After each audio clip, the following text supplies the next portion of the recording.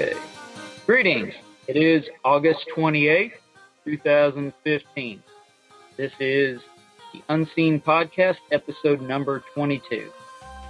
I am your host, James Garrison. Carr is taking a week off, so he left me in charge.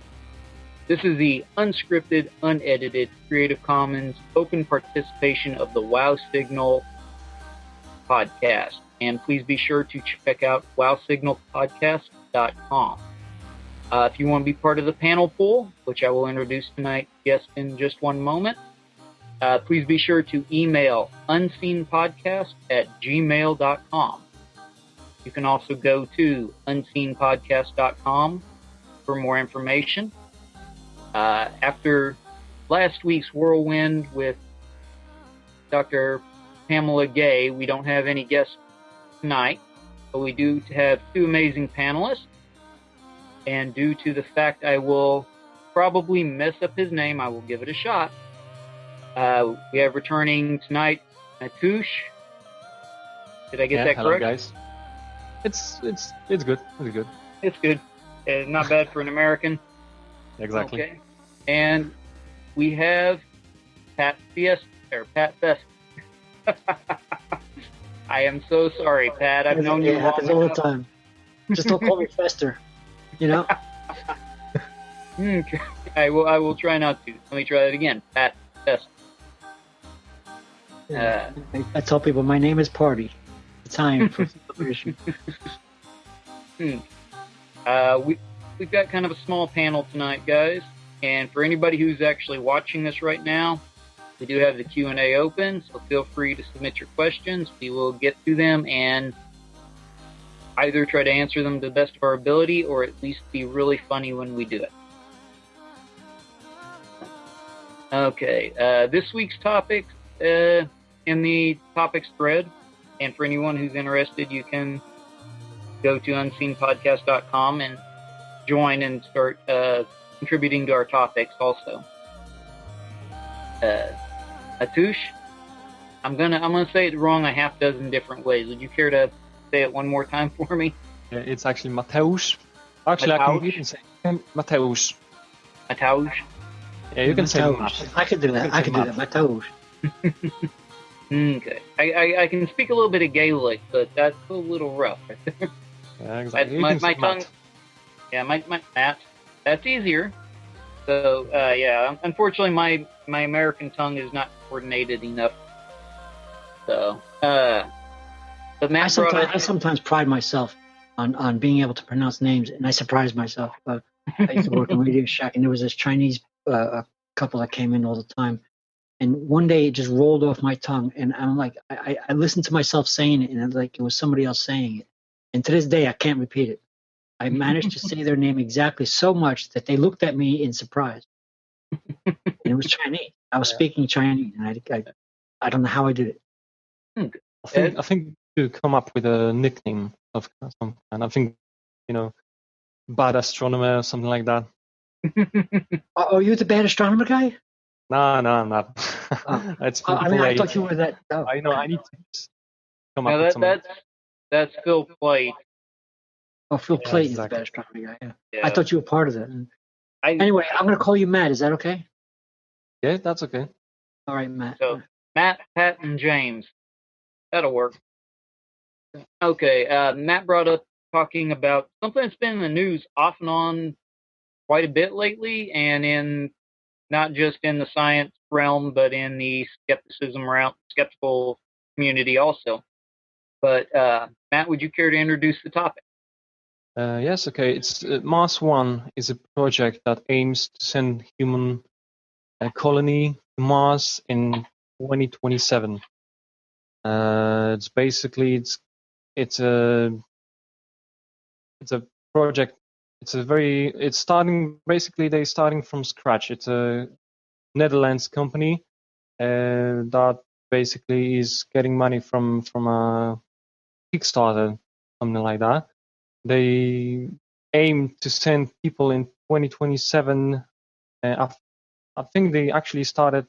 They wanted to send robotic mission few years earlier, and follow up with a colony of people. They actually, the problem about the Mars One project is they more ambitious than the NASA itself. NASA is planning to send humans 2030 or later. Mars One was aiming to send people in 2027. That's actually too more ambitious than the NASA itself. It's the whole thing about Mars One is you're going one way. You're not coming back to Earth. So anyone who wants to join the project to be an astronaut and go to Mars, it's not coming back.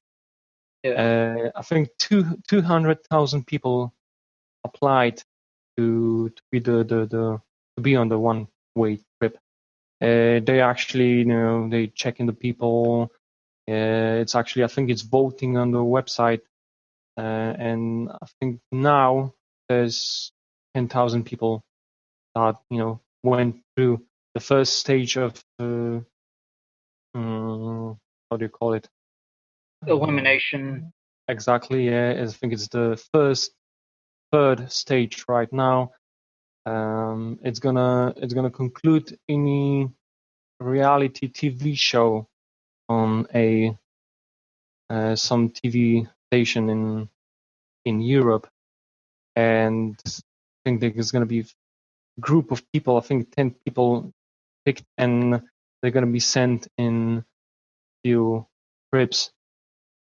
Yeah, exactly. The problem about it is they don't have funding. They don't have proper funding. They don't have proper technology background. It's all basing on companies like Lockheed Martin, SpaceX, and They're trying to get partnerships, aren't they? Yeah, exactly. I think it's better for them to actually, if I was starting a company like that, I think I would wait for NASA or SpaceX to actually develop the technology to go to Mars. Yeah. If you say that you're gonna arrive to Mars 3 years earlier than NASA, that's a huge red flag to me. And without proper funding, without proper technology background, it's all, it's people are getting very skeptical about it, and I think I didn't have. Sounds a little sketchy right now. Well, if I might, what got me was when I first heard about it. Also, kind of sucked in, but my first red flag. 2025, 2027. It was at the time when even NASA and they were being they were actually being rambunctious, saying 2035. Here's the thing. What I saw in the positive was they actually have these private space companies, SpaceX and everything, building these things in order to. And again, excuse my ignorance about the actual details, but the point is they actually have some backing. But we're talking about starting a project. They're telling people it's a one-way trip. Now, this sounds a little strange. First of all, they're telling them it's a one-way trip. It sounded to me like a fundraising, and they're calling for people all over the world to sign up for this. And a lot of crazies, mind you, there are legitimate people to sign up for it. And again, in their favor, I'm going to say that they actually did test these people, and they were rounding it down from down to 100. But the thing is, they were so. In other words, it's too rambunctious. There are dangers. There are obvious dangers, even getting there, and let alone being a one-way trip. If you want to volunteer for a one-way trip, it's all more power to you. But the point is that right now NASA and all the space companies, SpaceX, Boeing, and all the science affiliates are looking at the dangers and the radiation, things like that. We're all trying to solve the long-term exposure ideas. These people, Mars One mission, it's almost as if they said, "Oh yeah, we'll worry about that later. We'll just get these people to sign up." It sounded a little ridiculous.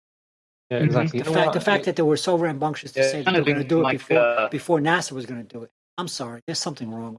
this sounds like almost like a get to space quick scheme. Get rich quick.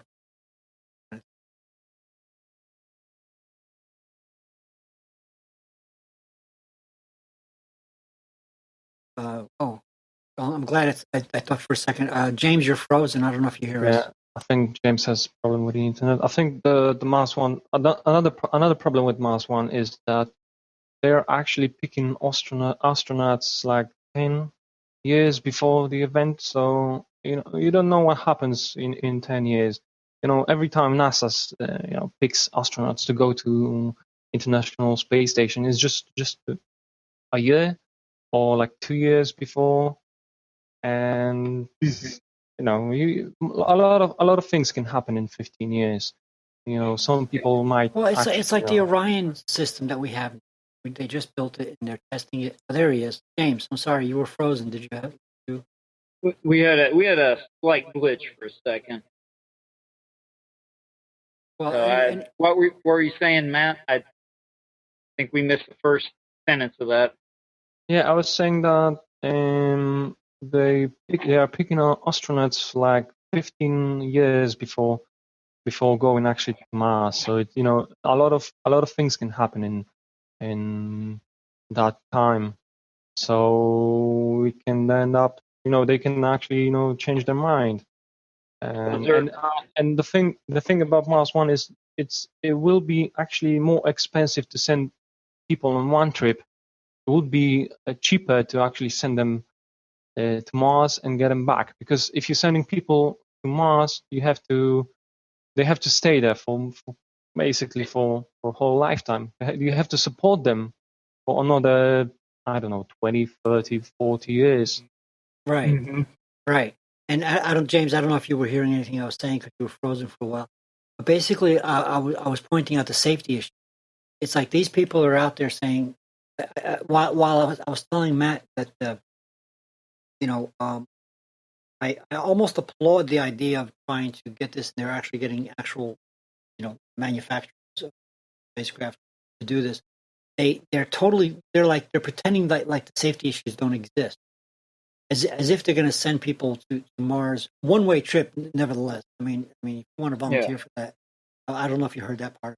Yeah, I caught that. Okay, good, because I don't want to repeat the whole thing. But the point is that even if you disregard that, even if you say, okay, give them that cookie, people are volunteering for, NASA and all the scientific community is working on the safety issue.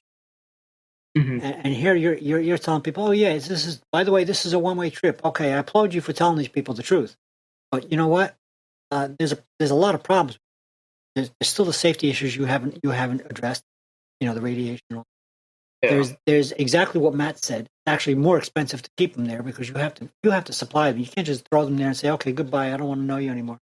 There's a lot of things. There's no way that they're going to be able to say that they're going to do this by 2027 is like laughable to me. Yeah.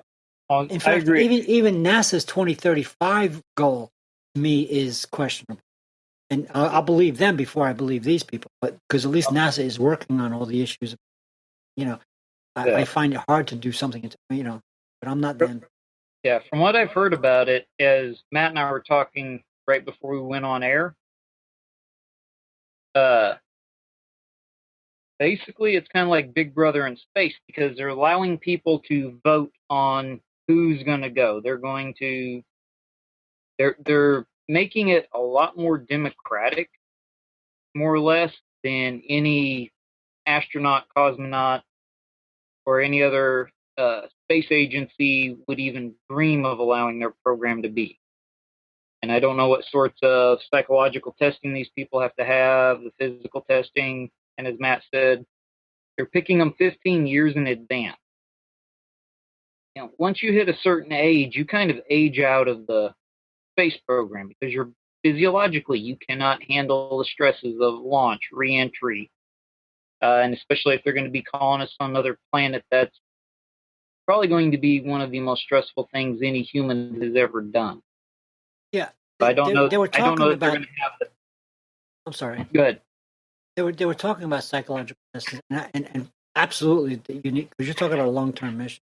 You're talking about people that Mhm. had to live together, and you can, I'm a science fiction fan. I've got quite a few, a couple of them, or there's a 2 or 3 science fiction audiobooks, and it's all about the psychology of people. They claim to have these tests. I don't know what they're actually doing, but they claim to have. Again, to me, it sounds like a lot of fiction writing. Yeah. And again, they do seem to have some backing from the professional spacecraft manufacturers, but they've got another thing coming if they think they could just throw something up there and expect people to just go there one-way trip. I think right now all they have is they are talking with Lockheed, they're talking with SpaceX, they're talking with various engineering firms and things like that to work on designs for the habitation modules, for the rockets, for this, that, and the other. I don't think they've got anything set in stone or that is actually in production right now. Right. I think it's all Lockheed Martin and SpaceX, they're going to have to do that anyway. Yeah, but I think it's all hypothetical with them right now. They need to do that anyway for NASA. It's like no skin off their teeth. They're going to be doing that anyway. So if somebody else wants to pay them, go ahead, give me the money. I'll do some more research. Yeah, but it's just a matter of like if you call up the design agency and say, "I'm thinking about doing this. What can you send me?" They may send over some rough blueprints and you have an idea what they're doing, but that doesn't mean you're going to use their blueprints or that they're actually going to build them or anything like that. It just means that you've been speaking to an engineer. And in regards to NASA, like, Paul and Mike Mongo and others have told us, NASA by its very nature has to be cautious and conservative. They have a finite amount of money. Yeah. The other thing was, I was listening to a Fraser Cain weekly space hang, and they were talking about with Pamela, believe it. And they were also talking about this money thing. The people that were volunteering for this, they also needed to pay a fee, and basically they were fundraising. So there was a little bit of a controversy, a little bit of a conspiracy, whether or not this was legit. So again, it's another red flag. I think it's legit, but I think it's just too ambitious because if NASA clearly states that it's going to Mars in 2030s. So how are you going to get to Mars before the biggest space agency in the world gets there? Or even before Elon Musk. Exactly. Yeah, I mean, you're throwing people, these volunteers, supposed volunteers, you're throwing them under the bus. Yeah. Do they know about the radiation protection? Do they have that radiation? Are they being trained to be protected by solar flares and things like that? I think a lot of the people that are going are like test pilots, or they have some familiarity with NASA or other space agencies already. So I'm sure they're a bit, at least passingly familiar with the problems of radiation, the problems with long-term habitation in low G or no G environments, which, humans are not, we did not evolve to live, off of the planet. We have to have gravity in order to keep our bones solid. We had our joints in place to keep our eyes from malforming.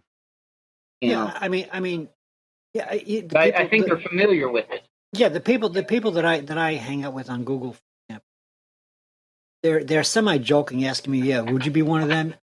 I'm like, because I'm such a space cadet, as they call it. In other words, a lot of crazy people are signing up for this. Yeah, and I'm like, I told my so-called Google friends? Oh no, I'm the kind of person that it takes the right kind of person to do something. I'm the kind of person that needs all the comforts at home. You won't catch me, shitting in my diapers, and I'm sorry. I need the, I'm spoiled. I need planet Earth. I would love to go out there and see the stars and then come back. Go out there for 9 months. You land on a planet that I can't walk outside and smoke a cigarette. I'm sorry, it's not happening. It's not me. Yeah. The thing, the NASA is actually, preparing for it. They doing they upgrading the Orion capsule. They actually, upgrading space launch system. They're doing it slowly. But I didn't, I've subscribed to NASA services, but I didn't hear about, plans to work on radiation protection, because I think this is the biggest problem. Because they are working on it. It's they are working on it, but it just doesn't seem that it's a biggest concern. I mean, when you think about it, when the Apollos went to the moon, it just so happens they were not as aware as they are today about the dangers. It just so happens, I heard a story, and I don't remember which particular Apollo mission it was. It could have been 14, it could have been 17. I'm not sure which one it was. But it just so happens that on their way out or on their way back, they had just skimmed past a danger zone. There was a solar flare, and they had just missed it. They by a day or two. Yeah, by a day or two. I don't remember which Apollo mission it was. I want to say it was 17. Probably, it sounds right to me. But the point is that they have some protection. They were able to crawl into the center of the craft or near a certain wall or whichever. And now they're talking about putting the water supply around the walls. They got the same space shuttle type tiles on the inside of the skin of the outer shell of the outer heat shield, which is actually specialized on the new Orion space, which provides some additional protection. They're going through these things. Last week, I think we were talking to Pamela Gay, and I was asking her about the actual active magnetics, and she was telling me that it's just too heavy and all that stuff. There are ideas out there, and there are the thinking is going on. But for this Mars One company or group of people to sit there and say, "Oh yeah, well, don't worry about that. We're just going to send these people out there and fuck them," I'm saying. There's your first F word. It's ridiculous. It's ridiculous. I mean, they're not. It seems like they're not even thinking about the danger. Well, I mean, the thing is, we don't know, and this is where, every aspect of this is where you have to take, and once we're going to step into kind of my bailiwick of skepticism, critical thinking, and full disclosure for anyone who's never heard the podcast before, never heard me talk. I am the founder and head of the Oklahoma Skeptics Society. But some things you have to take into yes. But some of the things you have to take into consideration are we don't know what sort of they're a private group, so not everything's going to be transparent. We don't know what sorts of communications they have going with engineering firms. We don't know what sort of backroom planning sessions they're having. We don't know all the details. All we know are like some of the stories that are coming out from people who didn't make the cut on the program, and they're telling, oh, it's rigged, or they've got this story or that, and you kind of have to look at them and go, well, are you saying this because it's true, or are you saying because you're trying to get a little bit of your own back because you got thrown out of the disgruntled program? Yeah, you try to be a skeptic. You try, like me, you try to be, but all that aside, you have to see that there's something wrong with the lack of foreclosure on the safety issue. Right, they're being probably way too aggressive with it. And I think if NASA was sending people to Mars on a one-way trip, I think that would be, I think that would be safe. It would be, after years, they would be covered. They would be getting supplies. Yeah. But if a private company sends people to Mars, you don't know what's going to happen to a company. Right. You don't know. They could go out of business halfway there. Exactly. If they're gonna be left with no company, protecting them, I think probably the NASA would be. Orson Scott Card. That's all I can tell you. Yeah, the Ender's Game. Yeah, I got the first and the third book. I don't have the second one. But my view on the whole colonization of Mars is, very noble goal. The way humans are, we probably need to do it pretty soon.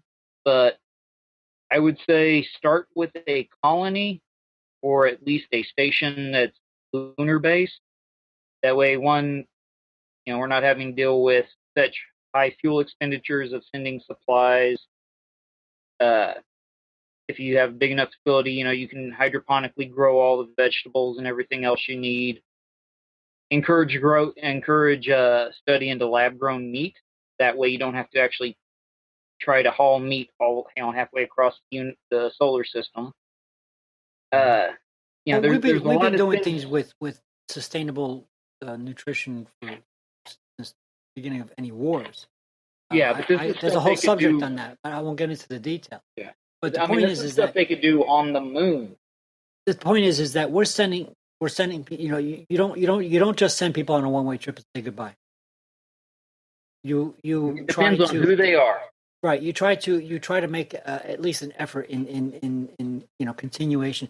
And of course, anybody who knows even the smallest amount of astronomy understands that there is a window of opportunity to get there, and then once that happens, if anything happens in the time that Mars is in opposition with us, you're going to have to wait until it comes back around, and we can do it again. What is it? Every 28 months? I don't remember the numbers, but the point is that there is windows of launch opportunity. You can't just go there and come back as if it was your friend's house down a few miles down the road. It's not in the same place all the time. Yeah. So there's these things that this Mars One seems to be brushing over as if it was like, oh yeah, don't worry about that. You're just a bunch of idiots. We don't, you layman people just don't worry about that. We'll worry about that. I'm sorry, no, that doesn't work with me. You got to tell me what you're trying to figure out here. In other words, I want to know that if you're sending people there, they're going to be, I understand there's dangers, and if they're volunteering for the dangers, fine. But if something goes wrong, I need to know that you're gonna do everything you can to alleviate that problem, whatever. And I understand that there's, Mars is not going to always be in the same place and all that stuff. But if you're just going to sit there and say, yeah, by the way, it's a one-way trip, I don't want to know you anymore, you're already putting a red flag in my head about you. Yeah. Well, we got a couple interesting questions here that have come up from viewer Paul Carr. One of the questions he has is, and this is kind of an interesting thought. I think he's hinting that he wants to go to Mars. Paul Carr, who's he? Yeah, but hi, Paul. He one of his questions is, why not send high fitness older people? Which somebody who's a little bit older, 50, 60 years old, I would imagine, in pretty good shape. But it says they don't expect to live as long, which would mean you don't have to climb on Mars for quite as long. I don't know. It sounds to me like a death sentence. Well, I mean, if they're already older, say 65, 70 years, they don't have that much longer to live anyway. It's kind of... we can send billionaires. They can use the money to spend all their money to the project, and that would be, I think, better than sending every people possible. Yeah. Okay, I see it now. I finally got the question for you and Aya. Okay. Why not send high fitness older people? It varies. They didn't expect to live. Oh, here's kind of another question that Paul had was wanting to know if we were going to address the debate with from MIT, and I just pulled something up real quick from The Verge. Not too bad, and it was Mars One debate. CEO Bas Landorp still doesn't have a plan. Let me see. Skim through it right quick. I think enthusiast showdown. Go ahead, Matt. If the person who runs actually on during the debate, I think the Bas Landorp said it's science fiction. So if the man behind the project says it's sci-fi, that's another red flag for me. Mm-hmm. When it comes to Mars One, oh, okay. And apparently he Landrop did a bunch of either straw man arguments, or he was basically lying about the qualifications of your critic. So I would say we'll put a link to the Verge article. It's fairly long, but pretty interesting. Just from there's way too much for me. This would be a podcast in and of its own. But yeah, when you're talking about red flags and things, I mean, this whole thing. Starting with Kickstarter, which nothing against Kickstarter, but when you've got a project that's this massive and you've got all these logistical issues that you've got to deal with, that kind of makes your skeptical radar go off. The automatically assuming it's going to be a one-way trip, just telling people, hey, we're going to send you to we're going to send you to Mars. We're not going to bring you back. Good life. That's kind of that's the whole. That's thing. A little hinky. Yeah. A lot of letting people pick who is going to be in the program. That right there is probably the biggest thing that makes me think that there's, I don't want to say nefarious, but something a little bit not quite above board going on here. It's a little bit too much like Phineas and Ferb. I know what we're going to do today. I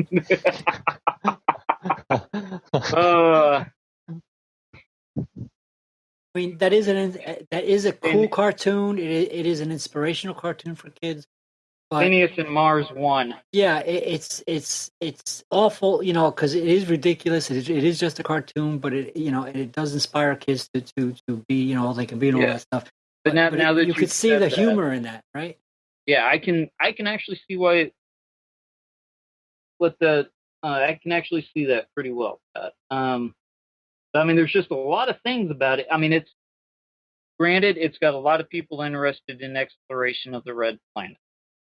But what they really need to do is, more than the Mars rover, have a return trip, send people there to investigate, look, possibly have robotics go in with, which is what NASA's doing right now. Yeah, but have a robotics crew go in with modular shelters, set up some form of shelter on the planet first, get it not terraformed, but get it to where people don't have to worry about setting up a shelter. They don't have to worry about putting everything together. And we do have robots that are probably advanced enough to easily, go up there, put up a couple of large shelters that get dropped with them. Have a station. I mean, they were showing this stuff. They were showing it, But remember, this is all like speculative animation, with 3D printing. Sending robots up there to literally 3D print shelters and all this. That sounds all wonderful, but the Mars One project seems to be taking this stuff, this speculative idea, and making it as if it was already happening. Yeah, they've got the idea and they're going, well, I've thought of it. We can do it. So, as Paul Carr pointed out in the questions, basically Bass has admitted he doesn't have a plan. This is it's kind of like when you go to it's kind of like when you go to visit, say, Boston, and you're not really familiar with the geography of Boston. You get up there and you just walk around to see what you can see. You have no idea where you're going. You have no idea what you're going to do. You don't know which alleys to avoid to keep from getting robbed. Right. Except that this is literally life or death. I mean, this is like, okay. Oops. Yeah. I forgot my canteen. It's like, I guess you're going to die of thirst. Yeah. And the thing that gets me too is the people that have actually signed on for this. I don't know if they're doing this because they actually want to go to Mars and they don't care if they live or die. They don't care about the problems. I don't know if they're doing it for a little bit of fame, if they're trying to get their name out there. I mean, I think there's a mix. With that many thousand people trying to sign up for it, there's a mix. Well, I mean, you got to look at... There's a mix of wackos mixed with people who just want to, And in between, this is what I'm saying. In other words, okay, I understand in the past NASA's been, maybe they were too much in the, we only want as, and now it's becoming more billionized, which is okay. Which I don't have a problem with the privatization of space travel, of even space exploration, asteroid mining, a lot of the stuff that we talk about on here and on the WOW signal. We need to do this. We need to do this, but we need to do it in a orderly manner. In an orderly manner. Talk about critical thinking. In other words, we need to think about all of the things, and of course, you're not going to think of everything. But the idea of the way Mars One project seems to be working is they're throwing away all the safety issues, and I don't give a shit about that. Let's just put this out there and see who wants it. No, we need to address all the issues, and of course you're not gonna have all the answers. But that's how we sent people to the moon, and we managed to dodge a bullet there. Actually, we dodged more than one bullet, but the point is that this is how we learn. Yeah, well, I'm going to throw this out. You don't just throw people out there and tell them you're never coming back. You know how long it takes to develop and send a robotic mission to Mars. It's a few years to just develop the mission, develop the rubber, and send it there in a timely manner. And they're gonna send like few habitats, few people. I think it's just it's not gonna. I think they're rushing it. They're rushing it too quickly because they want to do it tomorrow night. They want to go now. They want to get in the car and fill up the tank and go. Okay. But the problem is that the car they're driving is a 1967 Dodge Dart. Yeah, beats a Pinto. I'm gonna throw this out right now. If anybody who listens to this is any way, shape, or form affiliated with Mars One, contact us at unseenpodcast.com. Get a hold of us. Let us know. We will have you on. I'm pretty sure we can find a way to set up a special hangout night, and you guys can answer these questions that we have.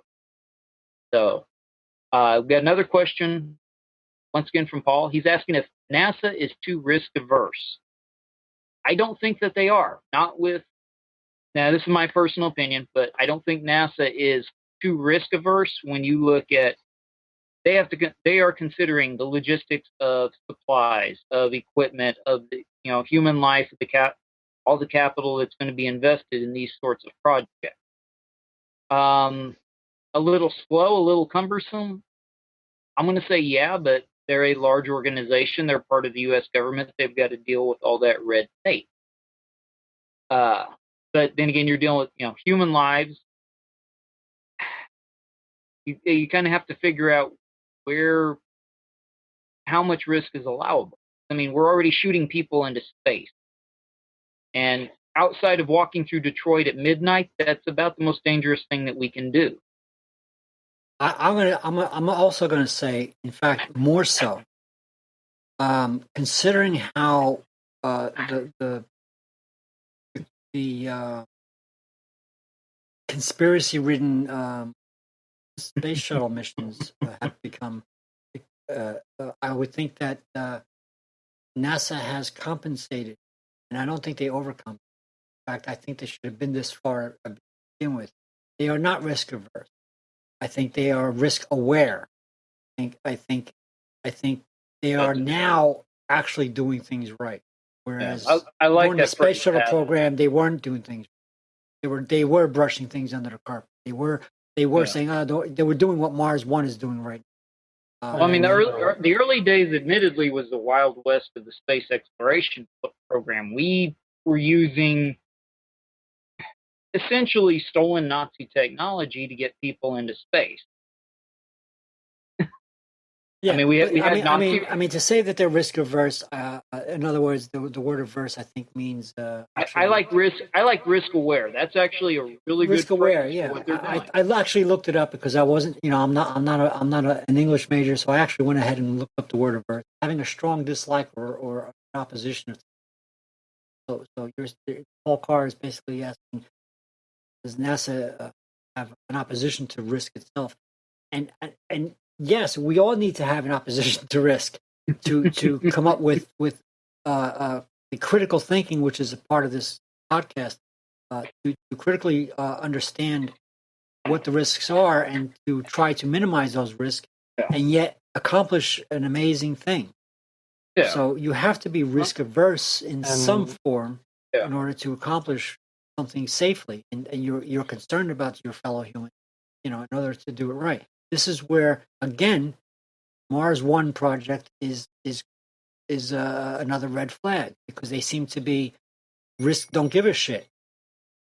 And NASA is funded by public money, so they cannot spend public money on a very risky mission that doesn't have a technology yet.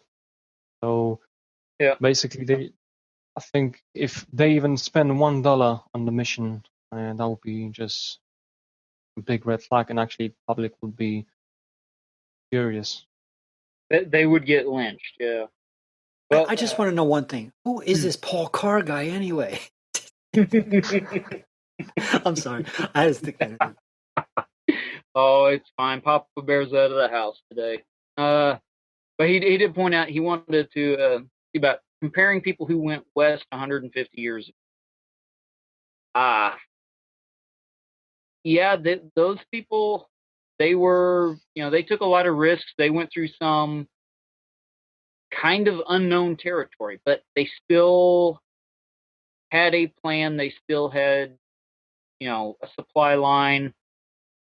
And it wasn't that they just went straight from the Ohio River Valley Basin to California, which 150 years ago, California was already habitated. The Spanish had been there, had native tribes. You already had people who had ended up on the California coast. But the thing was that it wasn't just a one massive jump. There were government forts between, like I said, just Ohio River Basin, California. There were forts. There were military encampments. There were military patrols. There were ways that the people, it didn't always work out. Yeah, sometimes the wagon trains got ambushed. They got destroyed. People got killed, taken. But on the other hand, it was a more calculated risk. They kind of knew, okay, if we go this many miles a day, we'll reach, Fort Gibson in 5 days. We've got enough food, water. We've got everything we need to cover that. There was some calculation going on, and there was definitely risk. You do have to take risk. But that's why I was saying we need to have a base or some form of support structure on the moon. Right. That way, but you didn't have the risks here are enormously more. We're talking about not being able to step off your wagon train and breathe the air. You're talking about a much greater difference. Yeah, you're still risking your life 150 years ago going west or going to Mars. Right. But if you fell off the horse, if you ran out of food, you're still able to say there's a chance help could come to you. Yeah, because you're still breathing the air that's on the planet. Okay, we're talking about something. You can't breathe the air. You have to carry everything. I was going to say, exactly. 150 years ago. Good, Pat. Yeah, well, 150. I'm sorry. There was a little lag. Who's going? Pat is. Yeah, actually, 150 years ago, they actually had the technology. They could say, okay, we're going next month, and they're going to prepare, and they went. They tried. Today, we couldn't say we're going in a month. We're going in we're going to try to go in 10 years, 15 years. It's too difficult, and I think sending colony to Mars, it wouldn't be possible probably by sending just one rocket. I think they're gonna, create something in the orbit, like International Space Station, and send one mission, send our model, send another mission, something else, connect them. A few missions later, they can actually, send people to the module. Try to get a base set up. Exactly, or some sort of support first. Create some big ship on the orbit and send people there. Mm-hmm. I'm not saying I agree with everything what NASA is doing, but to me, even NASA's idea is ambiguous. The comparison to the 150 years ago with Paul Carr, all due respect to Paul Carr, there is a big difference. I understand the comparison. I understand the analogy. There is an analogy to be said here. However, we're talking about a whole new realm, and the people then also calculated they needed to carry supplies, and they needed to have water and food, and they can get some of those supplies on the way. When you run out of water, there's always a stream. You follow a path that takes you near water, that sort of thing. This is different. There's no water there unless you can find a way to extract it out of the atmosphere or. Well, they've got the recycling of waste that can be used. Right. But the point is that it's a lot more difficult. Yeah, if you have any technical problems on a spaceship, you're boned no matter what you do. Whereas, if your wagon breaks a strut, you can normally find something to fix it. I was absolutely amazed during the Apollo 13. Now, I was a young teenager, maybe 12 or 13 or 14. I forget exactly how old I was. What year was that? And I'll tell you how old I was. I would run home and drop everything I had in my hand and turn on a TV. The fact that Grumman and what was the other company made the space capsule and the lunar module. Two different companies made those two vehicles. Is it Lockheed and Grumman? I think Grumman made the lunar module, or was it they made the space capsule? I forget which is which. In any case, I don't know off the top of my head. Okay, Lockheed made one and Grumman made the other. The fact is that they both had proprietary systems of their CO2 scrubber, and because of the explosion, because of the damage, not only did they have to continue around the moon in a figure eight, because they couldn't just turn, people think they could just turn around and come back. No, it doesn't work that way. They literally had to go around. They also had to figure out how to adapt one proprietary company's system with another company. And it just so happens they had some duct tape. That's the famous story about that. You can fix anything with duct tape. They literally duct tape one company's system to the other. Hey, I'm a farmer. The whole world was held together by baling wire and duct tape. I got duct tape on a corridor, but the point is that I was absolutely amazed about this whole, the whole. So you can't just throw people to Mars and say, by the way, you're not coming back. You can't do that without some sort of support system. You can't throw them under the bus. Yeah, I agree with you 100%, and it's one of those things that it's not like they can get off it's not like they can step off the ship and actually breathe air, because they can't. Well, unlike 150 years ago, if you fell off the wagon train, you could still at least breathe air, and maybe you'll find a cactus that you can find some water in that you could drink. James said that. James I'm said just that. saying. I'm just saying. In other words, there's a will, there's a way on this planet. Oh yeah. Go ahead, Pat. Or not Pat, Matt. Yeah, James, you said that they're retracting water from basically from urine on IAS. But I think you wouldn't want it to drink your own pee for like 6 months traveling. I think they had to. It would get pretty concentrated. I imagine that it would be law of diminishing returns after a while. Yeah, exactly. Imagine how much water you have to take on a 6 month trip for like few people, or one person, or like two people. It's a plenty of supplies, actually. Food, water. It's just the ship traveling to Mars would be very, very, very, very big and heavy. I'm thinking a caravan. I think the first few thousand people that volunteered for this were just a bunch of nutcases who didn't realize what they were getting themselves into. I have a mug of water here, and I fill it up a couple times a night because I get thirsty at night. All right. Yeah. and I drink this all day long. If I can't get up at 3:00 in the morning and drink this water and then find out that it's empty and go to the refrigerator and fill it up again, I'm in trouble. You ain't gonna send me to Mars without that. Yeah. Go ahead, Matt. Yeah, no, I want to say that it's just effort. It's a lot of stuff you need to send with the astronauts. It's just going to be very heavy. I was saying that the probable way to go is to construct a ship on the orbit and then send it to Mars, because it's not possible to send it in one. It won't get off. It won't get off the ground. Yeah, exactly. It won't be enough fuel. Too heavy. Yeah, I agree with you. That's why we didn't send New Horizons to orbit Pluto, because sending it hurtling through space, it was enough. It was very hard. But actually stopping it to orbit Pluto, that would be you would have to send so much fuel that it's just not possible. So it's the same thing about Mars. Right. The calculation of the mission said that, okay, we want to get this thing there in a certain period of time, but to do that, we have to be going fast. And to go fast, we have to do these things. But let me tell you something. When we get there, we're not going to be able to stop. So we need to take a lot of pictures on the way there. Yeah. Somebody said that getting off the ground is the easy part. Stopping in space is the hard part. Right.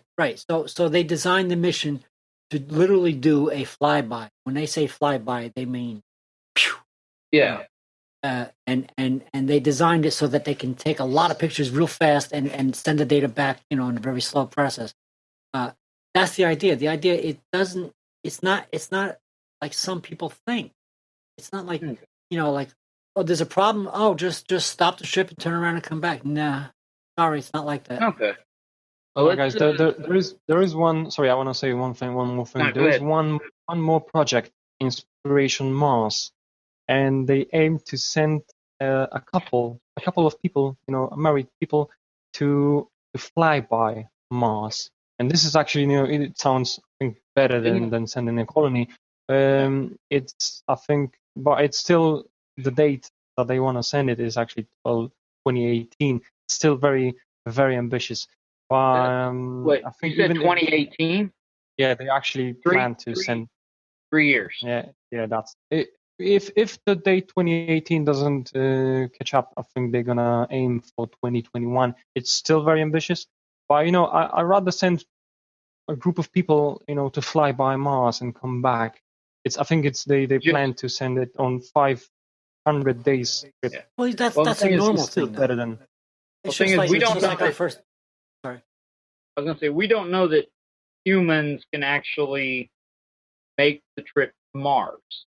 We have nothing to gauge it against. We have no way of knowing if people could tolerate being in that much of an enclosed space for the amount of time, not just to get to Mars, but on the flyby, on the orbital idea of coming back. That is nothing. We have no way to know that. You look at prisons when they put people in solitary for a month and a half. When they come out, they're stark raving nuts half the time. Right. So you're launching them, you're hurtling them through space where the slightest thing can go wrong.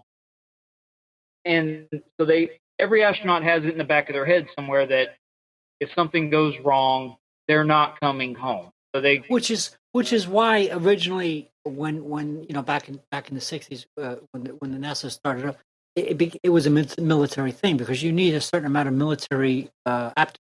The discipline that they have. The discipline that says, this is survival. Yeah. That's understandable, and there is a civilian thing about it too, and you want to be both. But yes, it's just like with the first lunar mission, we're orbital to see if we can do it, to see if we can go there and come back. We're afraid to step down on the surface yet. That's a scary thing to do. It's already scary to go all the way out there and come back. Hey, I've seen Star Trek. I know what happened. Right. We need to do the same process.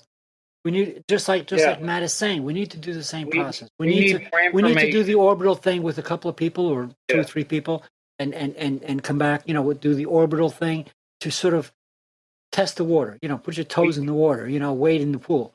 We need to do that. We humans, we have a need to do that. You we can't need just more jump data in. points. You can't just dive into waters that you don't know about.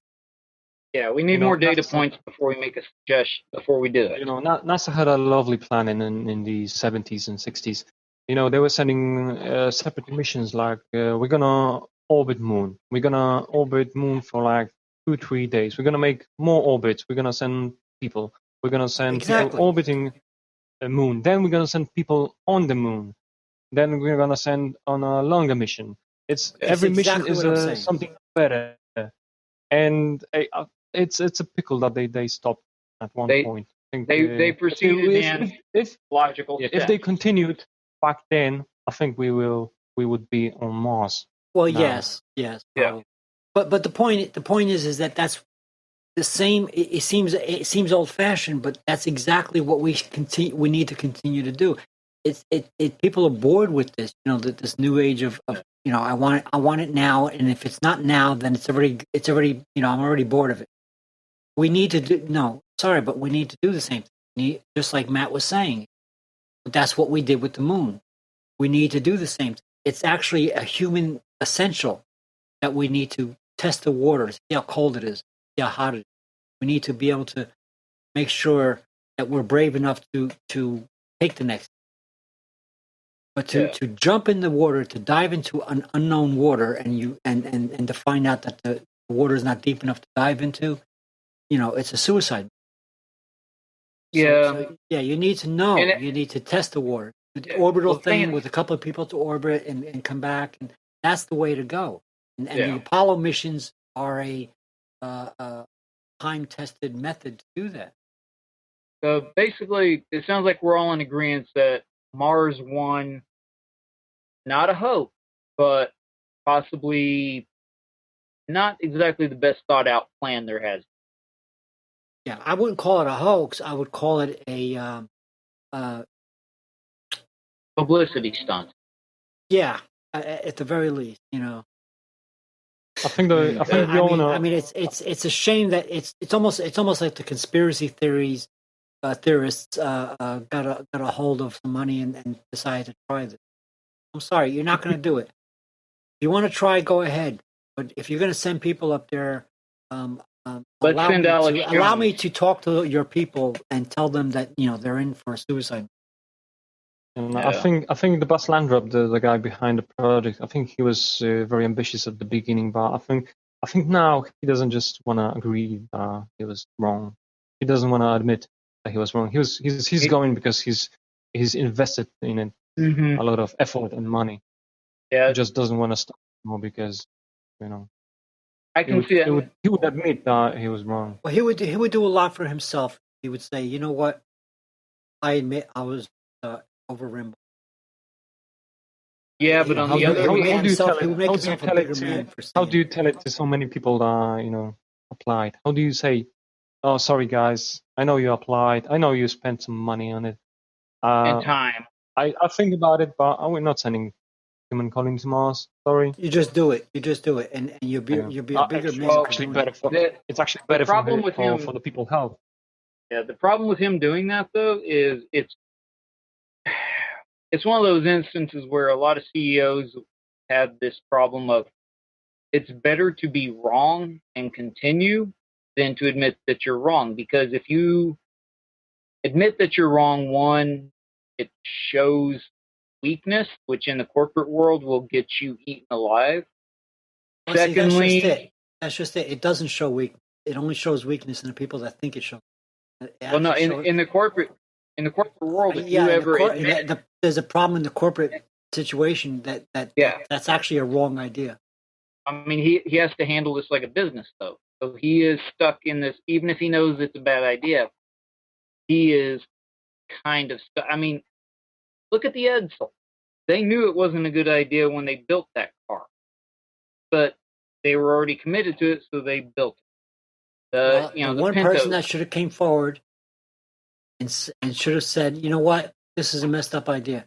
He didn't come forward because he was being ostracized. And maybe he's being ostracized, but he would be a better man if he were to face that and say, you know what, you'd be surprised on how much of a bigger person he would be. Instead, Yeah. he's just going to continue. Yeah, but it's one of those things where you have to look at, like, he is the head of a company, even though it's a nonprofit. He still has payroll and everything else he has to consider. Well, he has an obligation If to he- humanity.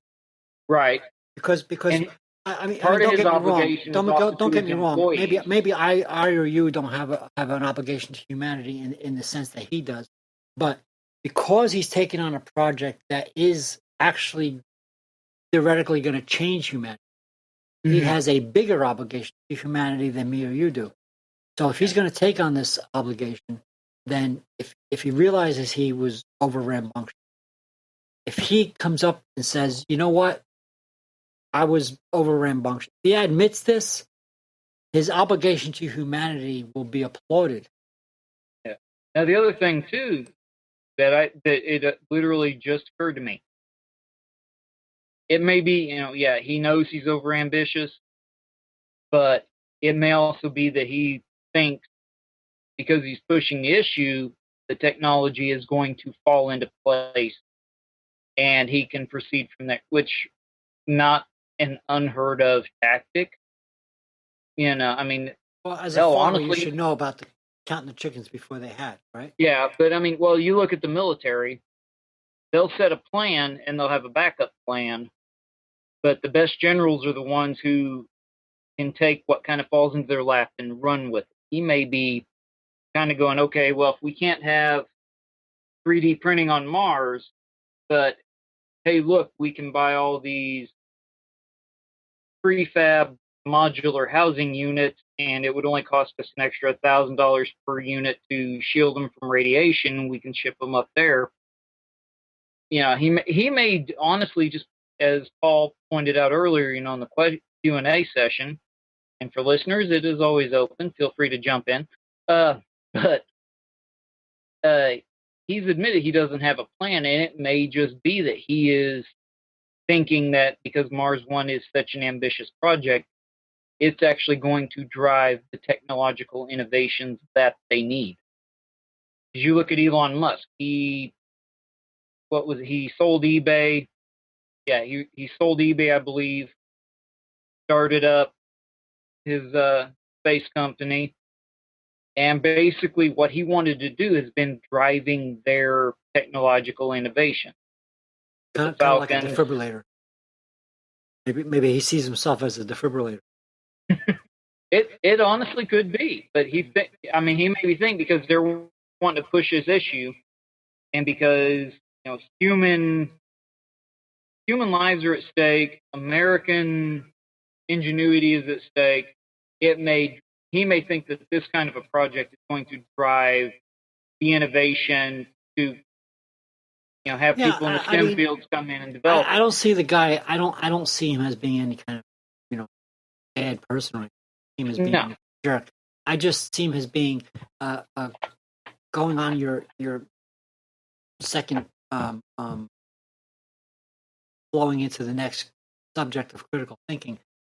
This is all about critical thinking, and the idea that he didn't think through this is about critical thinking.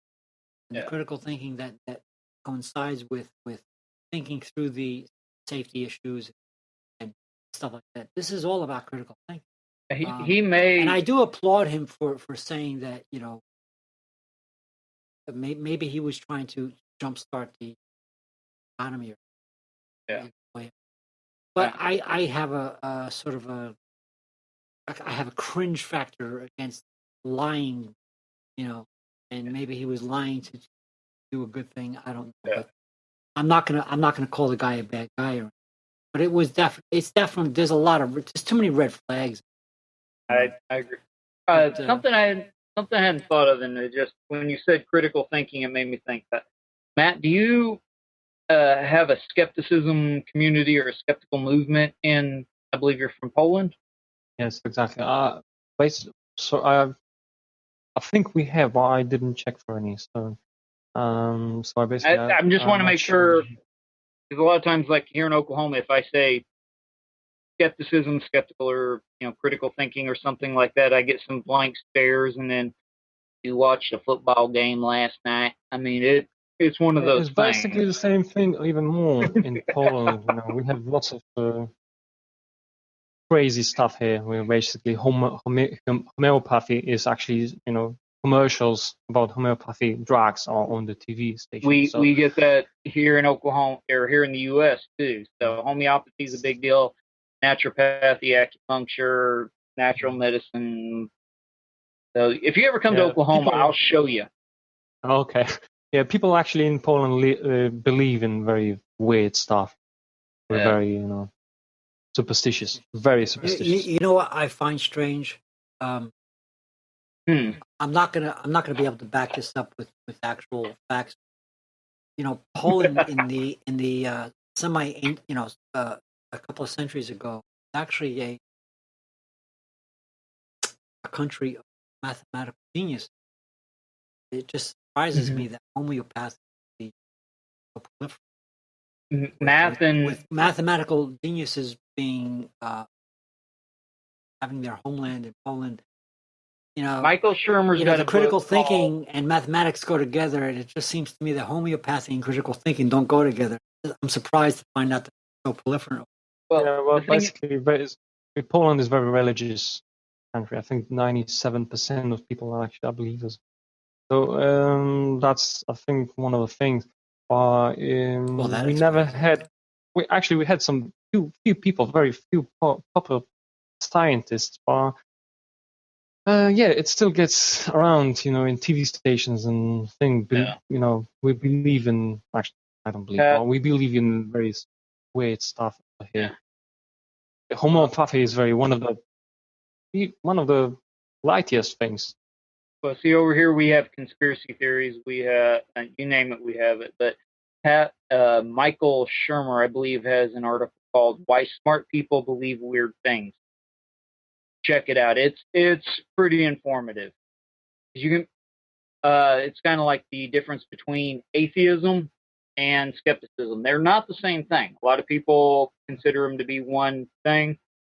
Atheism is non-belief in a God. Skepticism is, the way I look at skepticism, it is the center point between scientific literacy and consumer protection. It's right there at the center point in that model. But you look at some very out and out about atheists, say Jesse Ventura.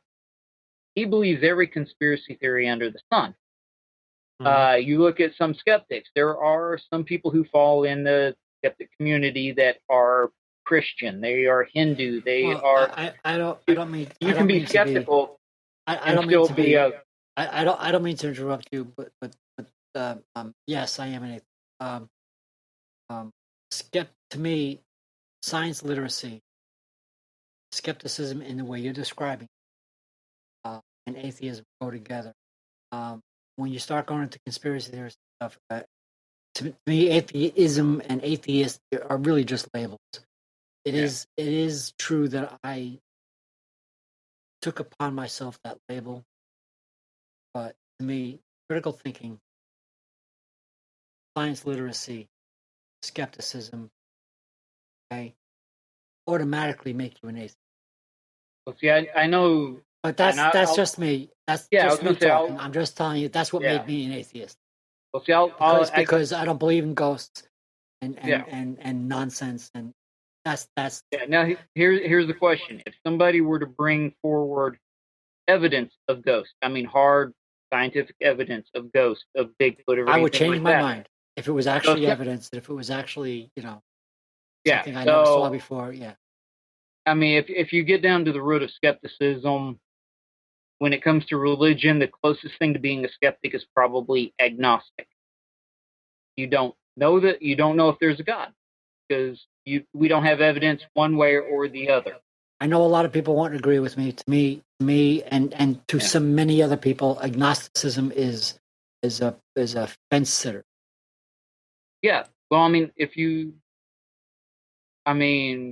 and as Paul just pointed out, Pamela Gay is religious. She's Christian.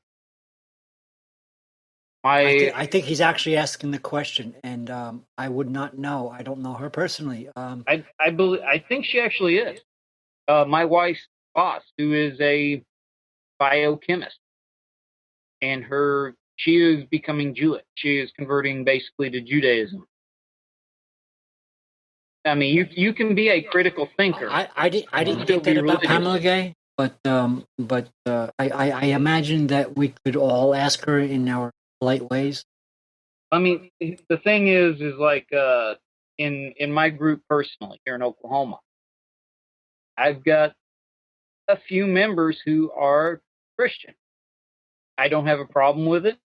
They don't push their beliefs.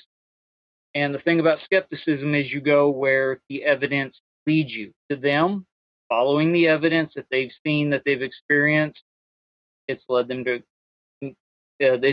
to being religious. Me, myself, yes, I'm an atheist, and that's where I feel my skepticism is weak at. But for the most part, I don't hold somebody's religious beliefs against them as long as it's not influencing public policy. It's not influencing, they're not trying to shove it down your throat. Yeah, it's about being a good person and having it. You know me. I'm all about science literacy, critical thinking. And generally being, the old-fashioned saying of "do unto others," but actually it came from an actual saying of "don't do unto others as you wish them not to do unto you." Yeah. It changed into the other thing. I mean, that's the actual statement. So it became of that moral thing, but that's where I'm coming. Yeah, but I mean, you're going to hear all kind. Again, we're all individuals, and I can't speak for all atheists. And you just told me that you were an atheist. That's fine. But yeah, to me, my skepticism, the word skepticism to me means a lot more than it might mean to some other people. Because the scientific method is in of itself a skeptical idea. Say question to question thing, to question authority. So that's what skepticism. Yeah. But I mean, the thing is, if you find evidence, and that's a key point to skepticism, is you go where the evidence leads you. A true skeptic. Now, when you hear vaccine denier, or when you hear vaccine skeptic, climate change skeptic, those people aren't skeptics. Inhofe, one of my obviously they're just conspiracy theorist nonsense assways. Well, they're actually they're deniers. You follow where the evidence takes you, and if you've studied the evidence and you feel it leads you towards, and it doesn't have to be the God of the Bible, it can be a personal God. If you feel that started the cause of the universe was God, and then he left it alone and let it develop on its own, that's one way to look at it. As long as you're a good person, you can be religious. I'm fine with it. Hey, go for it. But you can't automatically put atheism with skepticism, because, like I said, the two, we may work in parallel. Well, you can put it on me personally. Patrick Festa can put that together, but I'm not going to speak for everybody else. I know you're the host, and I just want to say to you, that this is becoming a religious conversation. I'm not sure I want to go down that path.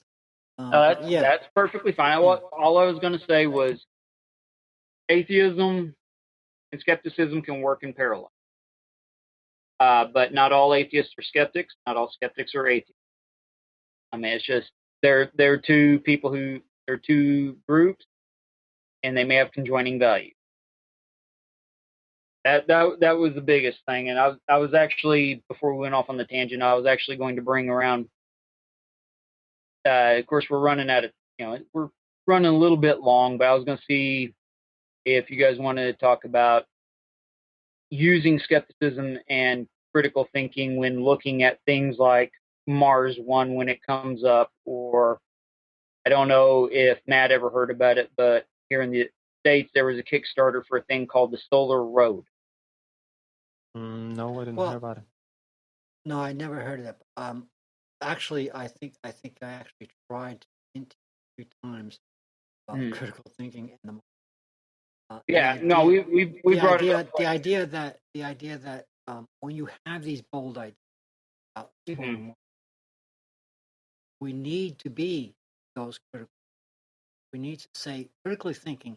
What are the dangers? What are just like the question before from I don't know who this person Paul Carr is.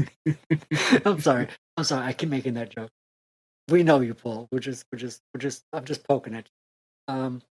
The idea. You sure heard what he was saying before we started recording. Yeah. In other words, the critical thinking of realizing the danger, and the critical thinking of not being like Mars One, like, oh yeah, we're going to do this tomorrow. No, we're not going to do this tomorrow. We're going to think about the danger. This is the critical thinking skills that I think I tried 3 times or 4 times to try to move this idea, this conversation over to critical thinking. I'm sorry that it became religious, and I apologize for being part of the, because I am an atheist. I know you are. Yeah. No, but to me, it is part of being an atheist. It's about the critical thinking, because I do think critically, and I do see the bullshit. I have a bullshit detector. My bullshit detector is a lot more sensitive than other people, even other atheists. And that's what it's about. When you're talking about putting people's lives on, when you're talking about doing a bold mission, like sending somebody to another planet, you do think about the actualities of physics. You do think about, Mars is not always in the same place, and we have a window to get there. This is critical thinking. Well, that is part of critical thinking, but another part of it is just the fact of realizing the things they haven't talked about, bringing up the logistics of supplying these people, how they're going to take care of them, things like that. Yes, they really haven't. So that is something that critical thinking would make you kind of go, okay, wait a minute, why aren't you talking about this? Why isn't this as transparent as we've asked? So I'm actually waiting for the people behind the project to actually say, sorry guys, we were wrong. We're not going to go through the next phase. I think it's time to stop. If they do that, they're going to be a hero for me. Because it's a very hard thing to actually admit that somebody was wrong, and they admit it take them a lot of effort and money to do that, and now them saying that it's not going to happen, that could be a very, very good thing, and I'm actually waiting for it every day. I also want to point out Paul Carr did say, and who is this guy? Do any of you have blind spots, biases, and delusions? Blind spots and biases, yes. Delusions, it usually takes somebody else to point out somebody's delusions. Yeah. No, I do have, I'll admit, I've got biases, I've got blind spots, I've got delusions. My delusion is I think I'm handsome and funny, but biases, yeah, I know I have them. I try for the most part to overcome them, but they're going to creep in, and I am a human being. I naturally have bias. They're going to show up no matter what. Absolutely. Yeah, I think we all have blind spots. We all have. Mm-hmm. We try, being the critical thinkers that we are, we try to recognize our own bias. We try to recognize our own blind spots in order to apply the scientific method in order to hurt those. As far as the delusion is concerned, I think more often than not, it takes somebody else to point out my delusions as it takes it. But I'm sure we all have. Now, the thing on the blind spot and the biases is sometimes you can use science to actually hide those.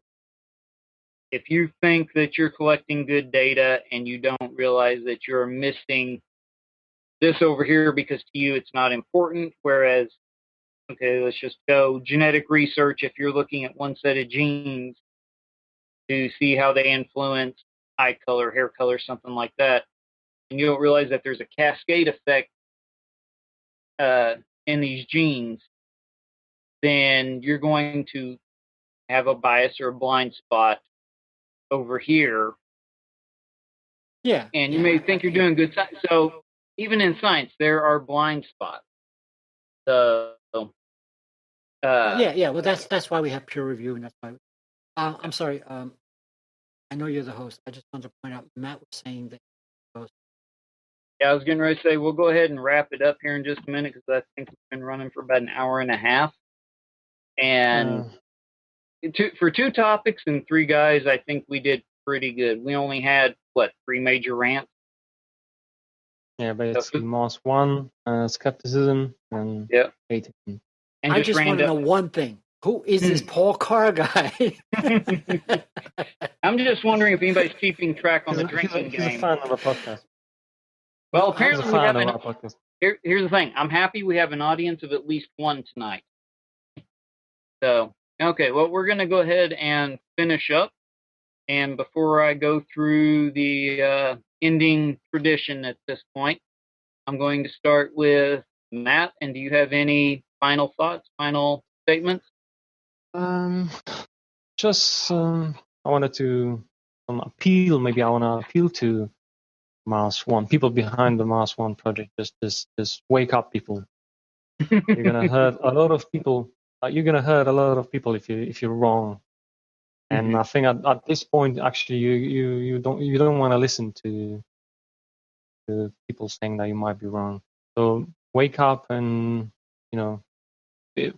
when it's actually time to do things that you need to do, you need to stop. You need to agree. You need to say, sorry, I was wrong, and we're not going into Mars. Because if NASA is going into Mars in 2030, how is it possible that you're going to go in 2027?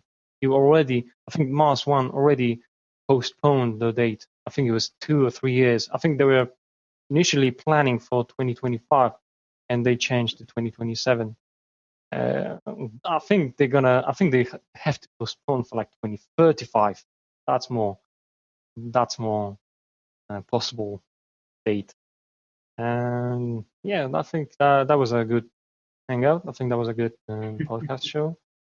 So thank you guys for letting me join again. I think I will miss the next 2 episodes, but I try to join for the next possible occasion. It was a lot of fun having you, Matt. Okay. Thank you very much. Mateusz. I think I said that right. Mateusz. Mateusz. Don't thank me. You actually are higher on the educational totem pole than I am. I want to thank you for making these enjoyable. But I want to take a page out of Matt's book and say that to the public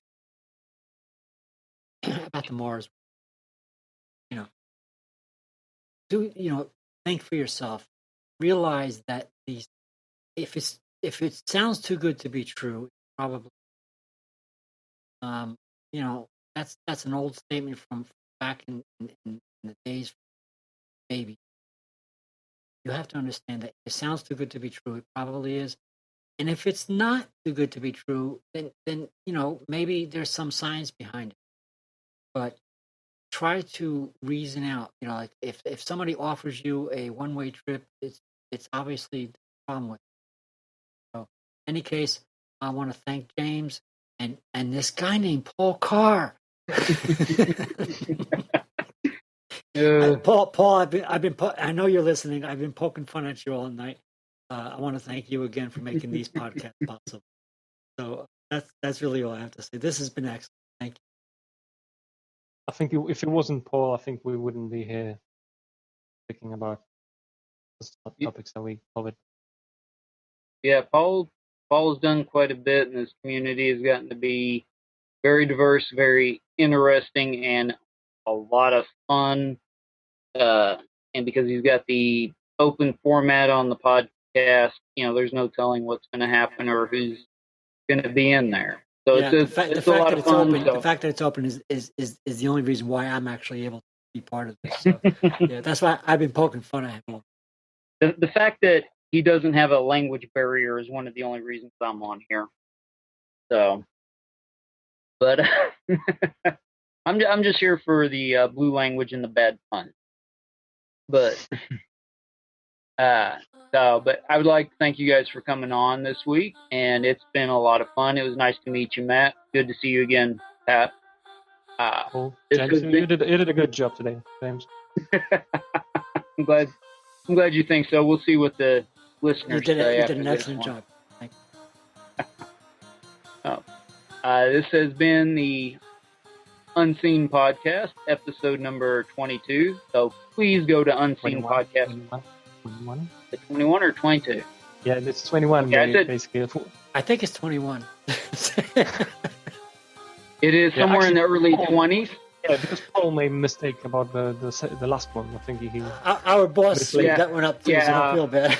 Yeah, I think I said 22 at the beginning. We'll not fix that in post because there's not really a whole lot of editing. So this is episode 21 then. Please ignore what I said at the beginning. We're going to cut the last part. Yeah. But please go to Unseen Podcast if you have any comments, statements. If you happen to work for Mars One or be affiliated with them, definitely contact us so we can ask, so you can come across and come and tell us your side of the issue.